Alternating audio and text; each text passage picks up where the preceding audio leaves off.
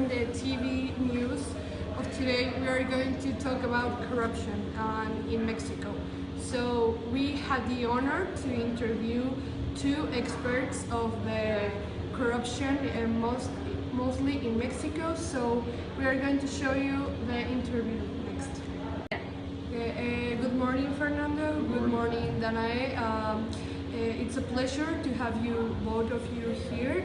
So now I want you to ask you, what is it corruption for you? Hello, I'm Danaé, and I'm one of the specialists that are going to talk about corruption. First of all, we have to define corruption, and we can say that it's the abuse of the power for private gain, and it can be classified as grand, petty, and political, depending on the amounts of money lost on the sectors where it occurs.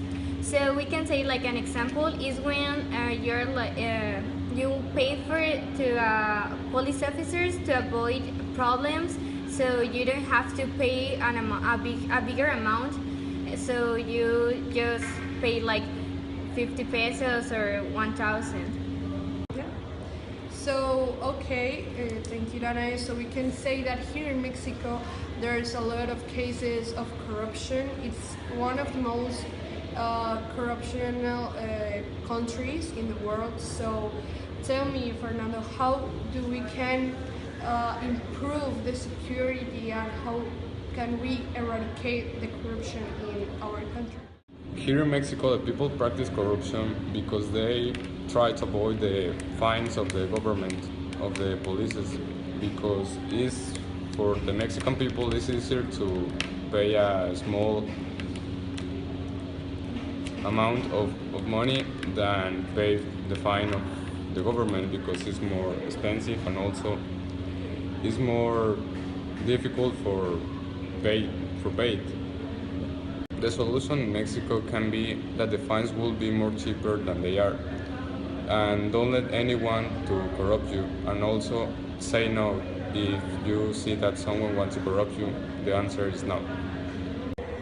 Okay, so that's right, and we are aware of that. So I think the public and all of us would like to know some cases that are more casual in this country about corruption, and how do they see it, how we see it every day, and we don't do nothing to eradicate it. So then can you tell us a little bit about that, or some examples of it?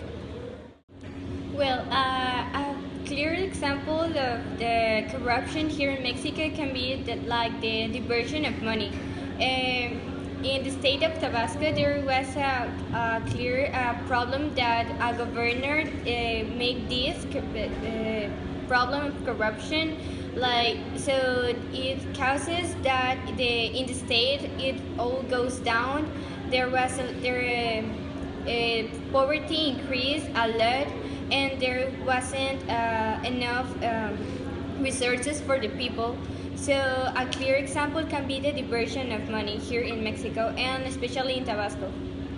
Yeah, I think that is a very important solution for this, because people then prefer to pay less amount of money to the one that is giving them fine, because we should say to the government, or demand that the fines are less expensive than they are, because that's why people let other corrupt them.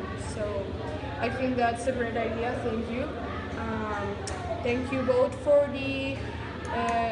staying here with me today to talk about our country and a very important problem. So thank you, both of you, and we will see you the next weekend on Tuesday at 8 p.m.